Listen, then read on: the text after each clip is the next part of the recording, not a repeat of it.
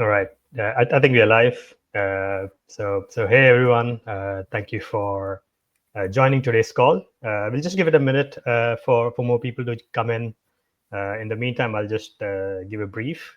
So in today's community call, we are going over two MIPs, MIP 8 and 9, which is increasing the limits of events, actions, and increasing zkApp account update.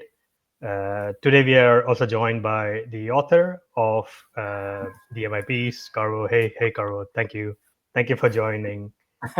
So Of so we are course. just so we are just gonna kick off this call. And if there are any questions, please put them under the stream or under the thread, and I'll read them out to the author. So Caro, I'm going to pass this over to you, and I think you can kick it off. Okay, thanks, Harash, and hello everyone. As you already know, I'm Iham from I'm a protocol engineer from OCaml node team at O1 Labs, and I help draft both MIPs. So today is gonna be me introducing the two MIPs to all of you guys in detail, and let's start with the first one. So the first MIP, the title is Increasing Events and Action Limits. So what it does in two sentences, we raise the limit from 100 to 1024 field elements for both events and actions per transaction. And the second, the minor one, is there was per event and action limit of 16 field elements. We remove that limit, so there's no quirky spot when you're trying to actually use events or actions. And let's start with a bit of background. So what is an event or action anyway? An event, you can think of it as a log entry emitted by the smart contract during the execution. So for example, when you're interacting with a DAX, it could be a DAX trade notification. When you are trying to play with some NFT apps generating an NFT, it could be an NFT minting announcement. And the action on the other side. So here's the textbook definition. So we can say it's an operation performed by the smart contract that changes state or cause another contract. And it differs from events in a subtle way that it needs to be queued and reduced. So we can make some example to understand it further. It could be votes on an on-chain voting application. For example, say there's a guy named A, and A voted for B and send it as an action to the blockchain. And a few minutes later, it decided it want to vote for C. So it sent another action, A vote for C. We should not allow both action to be accepted by the chain. Hence, there's need to be a linear scan or a reducer on the actions to not to identify this issue and reject the second option. And we can also use actions in leaderboards in the games. Since we track scores and the ranks of different players in the game, there's gonna be a state reducer operating on all actions to actually get the statistics for the players. So both event and actions in our context of O1JS, they're represented as field elements. So off-chain application could fed them as input to zk circuit to generate zk proof and store them on Mina's chain. And let's talk about the motivation of this specific MIP. So the top reason is it make it easier for L2 settling on Mina to access events and actions. But in general, any off-chain application that watches on events or actions can process on them with higher throughput, given a single zkApp command can contain much more of them. You can think of, say, I have an L2 that replicates the events feature. And for example, it has like 2 or 3 events overhead to replicate this feature that we have on L1. And with this bump, from 100 to 1024, it used to be 1% overhead, say, to replicate this event feature on an L2. But if we bound the limit from 100 to 1024, that would be only going to be a 0.1% overhead to reproduce this feature on an L2. And this changes the structure of zkApp command because we have more events and actions stored in a single zkApp command, and which in turn change the blocks structure. And that's the reason why this needs to be delivered in a hard fork. And now let's talk about the performance and security implication of this MIP. And I believe that's what most people are interested about. So this MIP poses challenges in two aspects. One is block size. As we said before, there's more events stored in zkApp commands. So there's definitely going to be more stuff being stored on the block. With our calculation, there's roughly going to be 7 megabyte. There's, hey, yeah, I can see people commenting here. Maybe. Yeah. Anyway, let's continue. There's going to be 7 megabyte extra space per block if we only accept this specific MIP. But if we combine all the MIPs together, there's going to be roughly 30 megabyte space per block. And given our calculation, considering the network round tripping time and the latency and the CPU spec that it takes for that the block producer is running on, we see this 30 megabyte extra space requirements will be acceptable if with all the MIPs combined together, the block producer is still gonna make it within the slot time. So yeah, there's gonna be more resource. In one word, there's gonna be more resource consumption. But with our calculation, we can still ensure that block producers make it within the slot time. And the second point is this impact can have some security implementations. As I said earlier, the block producers are prone to timeout. And we have already run some tests that infer that this effect is minor compared to the overall latency. And I think many people care about how this specific MIP affect your life. And let's go through different interest group one by one. For zkApp devs, of course, with more events and actions available, you can design more powerful zkApps.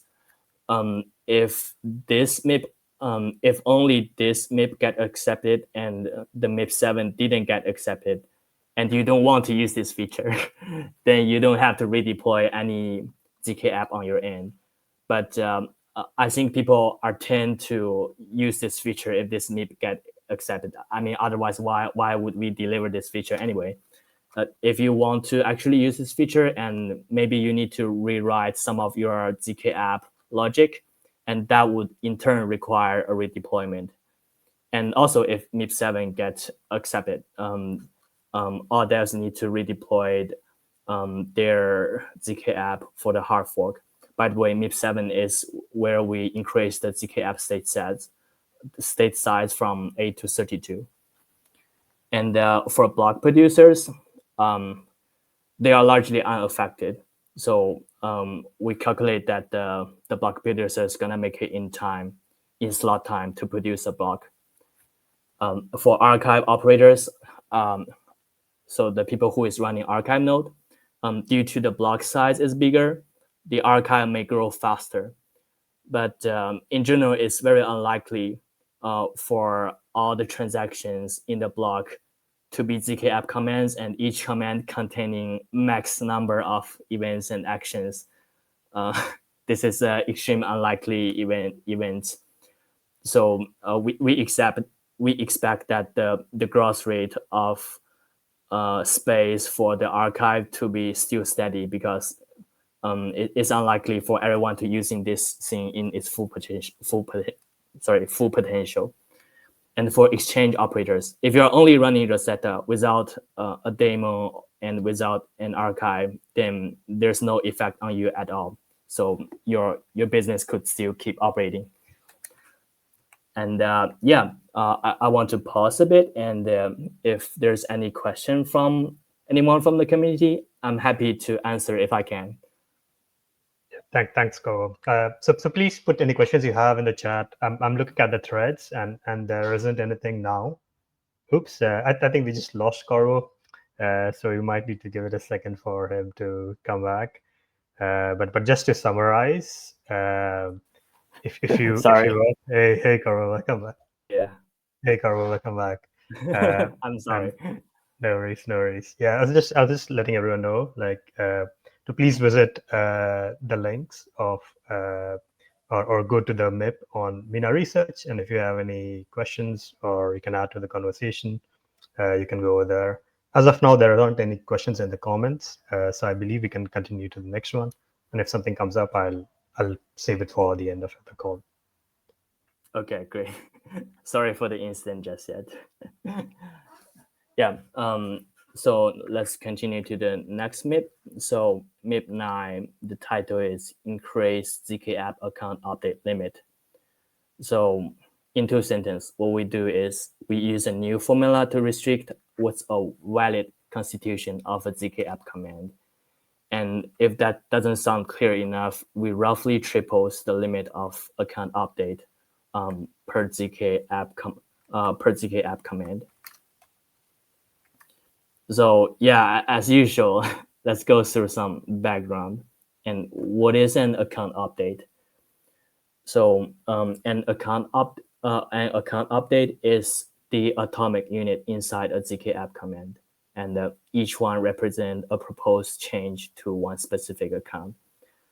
It could be, yeah, you can see in the third point, it could be change in balance or nouns, or change in delegation, etc., etc.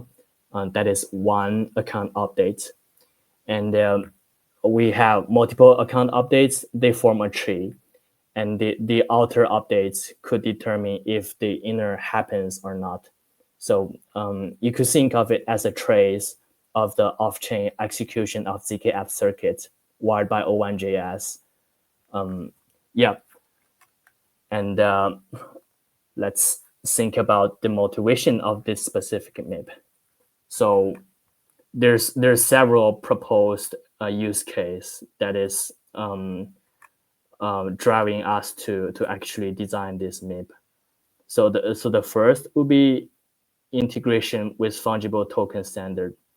So think how we are designing another cryptocurrency that interact with Mina. There was some designs that initially considered to integrate with Mina's fungible token standard, and it turns out to be challenging because the number of account update we have is simply just too limiting for people to have any complex domain-specific logic for their coins. So this MIP would allow zkApp transactions to interact with more account simultaneously, and hence solving the previous constraining issue. And the second example, so an array of updates. So an application in Mina may process many updates of the same kind. So for example, user registration or payments, increasing account update limits would proportionally increase the throughput of these types of apps. Imagining something like a liquid stake token contract that has a long queue of withdrawal to process. This MIP would enable them to increase the number of withdrawals processed per block from 5 to 10 to 15 to 30. And also, this is pointed out by Garris, and thank you, Garris. He pointed out on Mina's forum that this could also reduce the number of blocks that is needed for completing the payouts in delegation. And for the third example, this is also an academic example, but we can think of the real life usage of it very easily. So with the current limit of 5 proof authorized account update per transaction, developers are quite limited in how they compose different zkApp methods. For example, a reasonable pattern currently would be to check permissions with an admin contract as part of a transaction. So with this upgrade, developers will be able to do far more. For example, an Oracle contract could reference the attestation of 10 different accounts and report the average. Reading the state of 10 different accounts in a single transaction currently is impossible due to the limit we have on account update. So having this MIP expands the possibility of zkApp development on Mina. And now let's check on the performance and security implication of this MIP. As you see, there's much more account updates, and each of them need to be proven and merged and producing a single master zk proof, ensuring their correctness. There's simply much more work to do, and we cannot say we skip some of the work. We still have to do them, so the work time is tripled basically. But there is a way to get around this. For blockchains, I think we care more about the latency because the block producers need to make it in time to produce a block. And we can somehow work around it by optimizing the architecture we have for now. As it is laid out here, we implemented an optimization on Snark workers that ensures the proofs are generated in parallel and merged in parallel as well, utilizing the associativity of the proof merge. And here's some architectural detail. A coordinator, which is basically a Mina daemon with specific arguments activated. A coordinator of Snark workers will track the merge of proofs in sub-zkApp level work in a balanced binary tree. And that means the latency for us to get the final proof is just proportional to the depth of the binary tree, which means the latency would be proportional to the log of the number of account updates we have.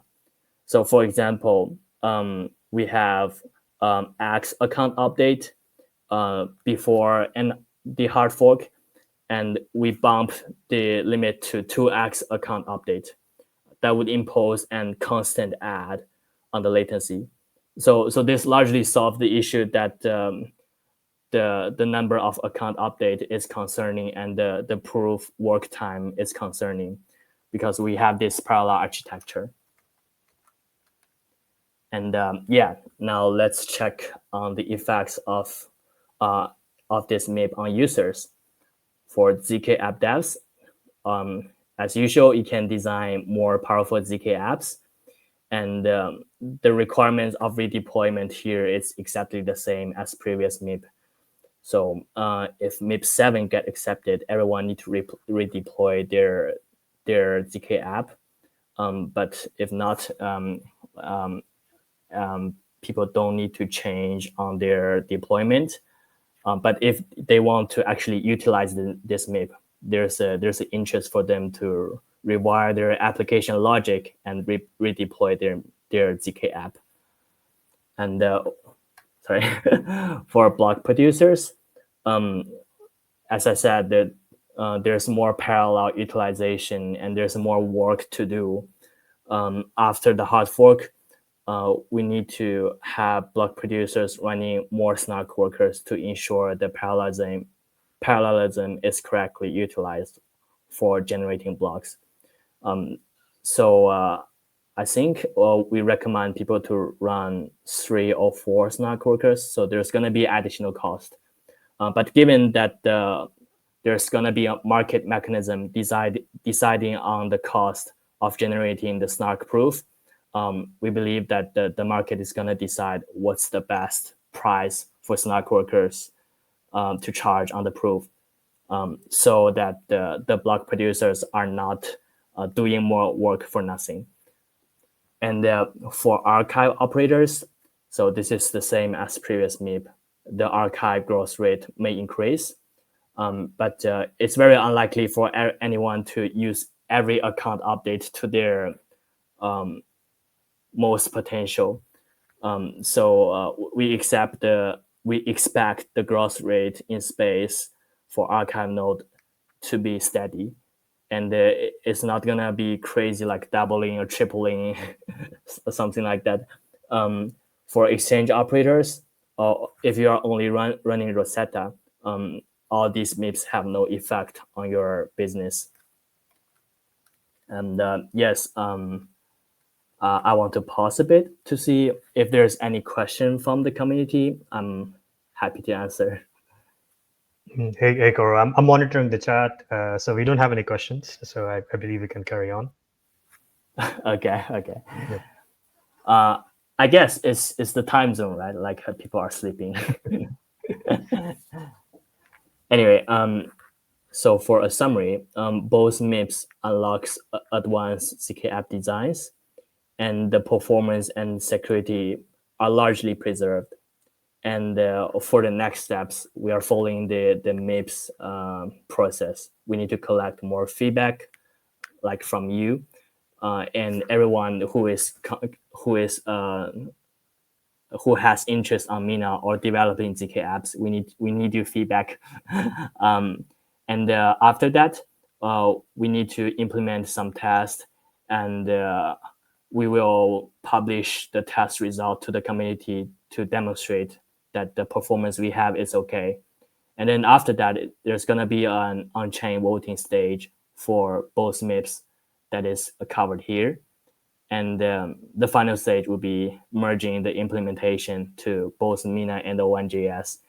And then we can consider to produce release to deliver the hard fork. And what I covered over here is a simplified view of the content of the MIPS. So if you are interested, feel free to go to GitHub to read the actual MIP passage. It's quite lengthy. And also, if you like some interaction, feel free to comment in the GitHub PR section or comments in forums, comment on the Mina protocol forum. And we will monitor on both ends and try to reply them in time. I think that's it for me on today's community call. And I want to pass the microphone to Harash. All right. Thank you, Corvo, for walking us through both MIPs. And just to summarize, if you are impacted by these two MIPs, please join the conversation. And also, if you're interested, we'd love to hear any suggestions or criticisms you might have. I also want to thank our audience for joining us to this call. Thank you, everyone, and we'll catch you on the next calls. Have a good day. Bye. Have a good day. Bye.